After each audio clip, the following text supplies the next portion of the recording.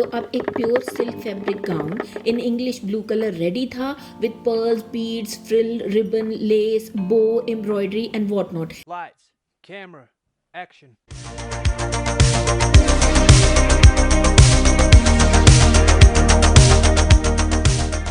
Namaste everyone and welcome to Creative Matha Pachi. I am Mukta and I thank you once again that you have come here, and I would request you to be the part of my creative family. So yeah, how are you? I hope you are doing good. So let's quickly talk about the today's video कि आज क्या करने वाले हैं हम। तो ये video you can say is the continuation of the first one और this is the part 2 of the first video। तो चलिए शुरू करते हैं आज की माथा पच्ची। गाउन के लिए मैंने क्या किया था, सबसे पहला जो स्टेप अगर मैं बोलूँ तो, क्योंकि मेरा वो हो चुका था ऑलरेडी लहंगे के ही टाइम पे। अगर आपने वो वीडियो नहीं देखा है तो मैं कहीं यहाँ पे लिंक कर दूंगी। वैसे ये सेकंड ही वीडियो है, इसके अलावा एक ही और वीडियो आपको मिलेगा, बट मैं लिंक कर दूंगी, आप वो देख सकते हो, थोड़ा सा आपको आइडिया लग जाएगा। ठीक है, तो जब मैंने लहंगे के लिए वो उसका पिंक पोर्शन अलग किया था तो मैंने संभाल के उसे निकाला था। अनस्टिच जो है मैंने संभाल के किया था, क्योंकि उसमें जो अंदर गाउन के लाइनिंग्स पड़ी थी उसका ख्याल रखा था कि वो ख़राब ना हो, और उन्हें मैंने पिन से सिक्योर करते हुए चला था। अच्छा, तो अब आप बोल सकते हो कि गाउन के लिए मेरे पास सिर्फ स्केलेटन था, उस पर मुझे स्किन चढ़ानी थी। अगर इन शॉर्ट समझें तो यही है। तो चलिए शुरू करते हैं मेकओवर का प्रोसेस। अब यहाँ से मैं थोड़ा सा फास्ट बोलने की कोशिश करूँगी बिकॉज वीडियो बहुत ज़्यादा लंबा हो जाता है, बहुत सारे लोगों के पास इतना टाइम नहीं होता है। In that case I would request you कि आप वीडियो की स्पीड थोड़ी सी बढ़ा करके उसे देख लें, बट वीडियो को स्किप ना करें। ठीक है, अच्छा, तो प्रॉब्लम देख लेते हैं गाउन की क्या क्या थी। फर्स्ट प्रॉब्लम थी that it was looking very very plain. Number 2, stitching, ऐसा लग रहा था कि उसकी बॉडी हल्की सी लंबी सिल दी गई है, that's why it was not looking smart. ठीक है, third problem was the color. I don't know why pink and blue were not going together इस चीज़ में। however separately they were okay, but यहाँ पे वो बिल्कुल भी अच्छे नहीं लग रहे थे।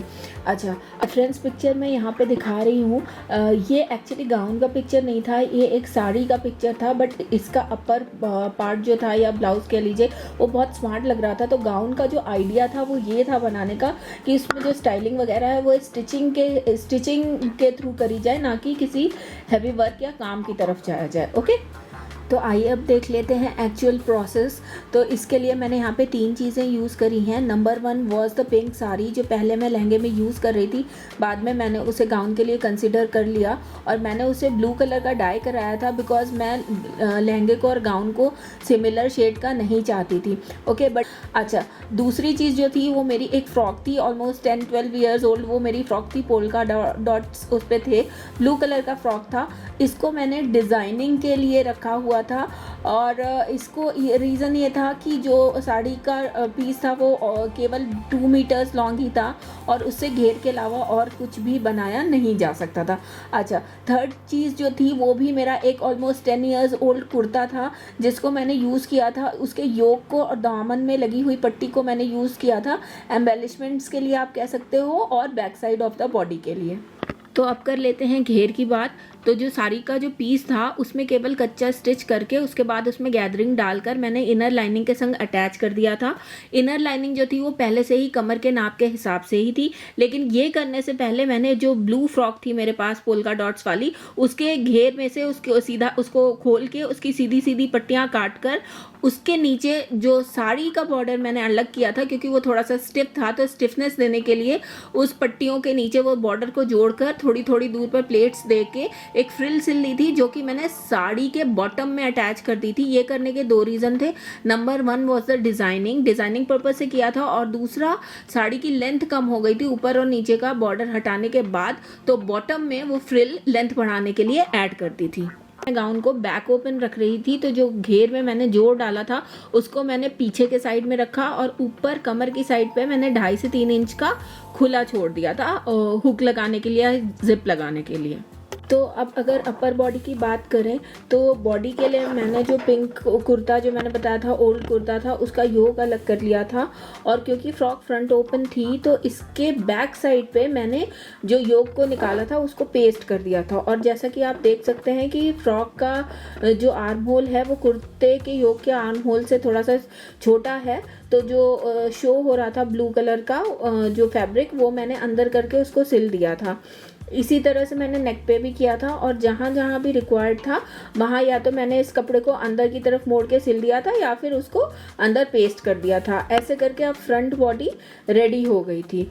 ठीक है। अच्छा, अब back side of the body जो था उसके लिए मैंने ये किया था, जो कुर्ते का दामन था उसमें जो एक सिल्वर सा कुछ फैब्रिक लगा हुआ था उसकी सीधी सीधी पट्टी मैंने 3 काट ली, जिससे कि मुझे थोड़ा सा एक पीस बन जाए, एक स्क्वायर सा या रेक्टेंगल सा एक पीस बन जाए, जिससे कि मैं back side of the body काट लूँ। तो वो मैंने पट्टियाँ जोड़ी और पीछे में चिपका दी, और उसके बाद अकॉर्डिंगली उसको बॉडी के शेप का कटिंग वगैरह कर लिया।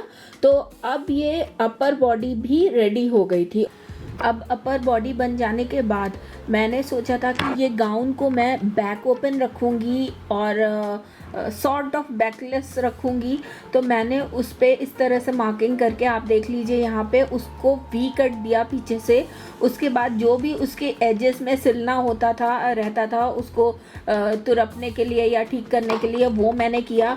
जो वी शेप मैंने पीछे लगाया था, वी कट लगाया था सॉरी, उस पर मैंने फ्रिल लगा दी, जो मैंने ब्लू कलर की फ्रिल सिली थी, क्योंकि वो डिज़ाइनिंग का पार्ट भी हो जाए, प्लस जो मैंने नीचे फ्रिल जोड़ी है वो एक पैच जैसा ना लगे, ओवरऑल ऐसा लगे कि इस कपड़े को यूज़ करके डिज़ाइनिंग किया गया है। अच्छा ठीक है, तो ये मैंने काम कर लिया। उसके बाद और कहीं अगर कुछ भी फिनिशिंग मुझे लगा कि बॉडी में होनी है वो मैंने कर दी, और बॉडी को उसके बाद घेर के संग अटैच कर दिया।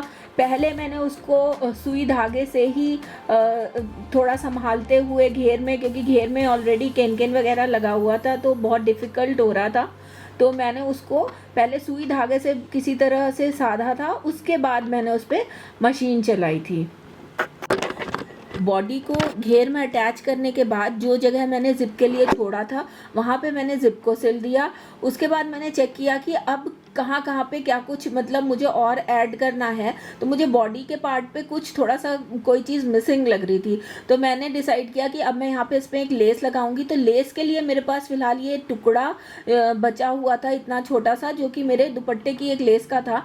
अब ये गोल्डन कलर का था क्योंकि, और जो योग मैं यूज़ कर रही थी वहाँ पर गोल्डन कलर का कुछ भी यूज़ नहीं किया गया था, उसमें सिल्वर थोड़ा बहुत कहीं कहीं पे कुछ लगा हुआ था, अदरवाइज पर्ल थे और पेस्टल शेड से काम किया हुआ था उस योग पर। तो इसके लिए मैंने ये किया कि जो ये लेस थी इसको पहले तो एक केसमेंट की पट्टी पे मैंने चिपका लिया, उसके बाद उसके ऊपर मैंने ड्रॉप शेप के बीड्स और स्टोन चिपका दिए, और बड़े बड़े ड्रॉप शेप के बीड्स मेरे पास रखे हुए थे वो मैंने इसके नीचे में लटका दिए। अच्छा, तो अब ऐसा करने से क्या हुआ कि ये बिल्कुल उस वर्क से मैच करने लगा, इसके ऊपर जो मैंने चीज़ें ऐड कर दी थी।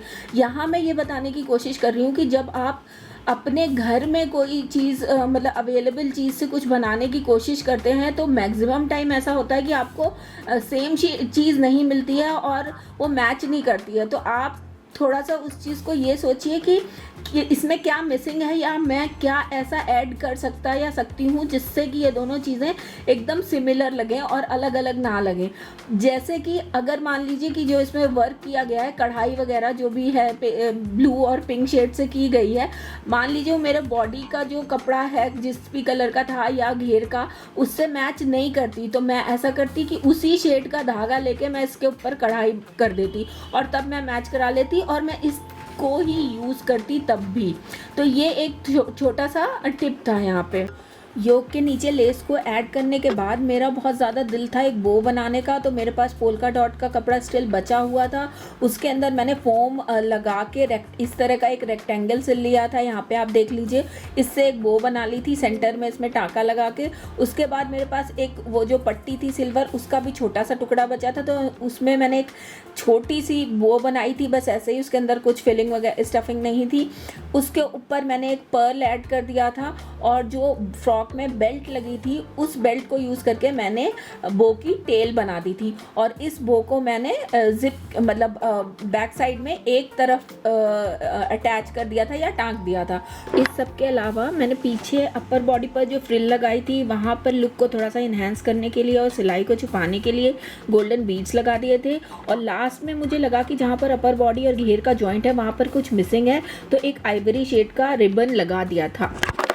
अच्छा, तो अब अगर बात करें पैसों की, तो गाउन में मेरे को सिर्फ 30 रुपीज़ लगे थे जो मैंने डाई कराया था। उसके अलावा ग्लू, आप कुछ भी अगर मैं बोलूँ बीड्स और ये सब चीज़ें, तो वो अगर मैं 20 रुपी और बोलूँ तो मैक्सिमम मेरे 50 रुपी लगे थे, that's it.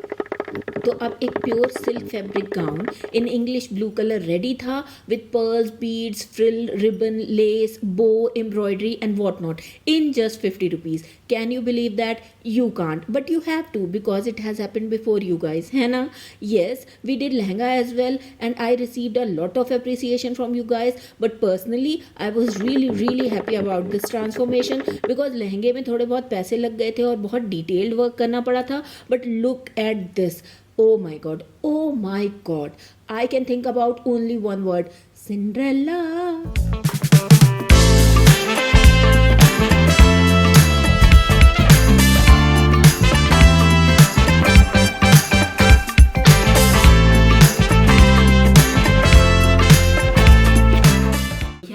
That was it. और ये हमारा सेकेंड ड्रेस मेकओवर वीडियो था। आपको कैसा लगा बताइए, और if you really like this video तो please hit that like button and please share with someone who is interested to know और who is keen to know few things about styling और कुछ भी इस तरह का क्रिएटिविटी में जिनका भी इंटरेस्ट हो। Be safe, be creative, and thank you so much for watching. Bye bye.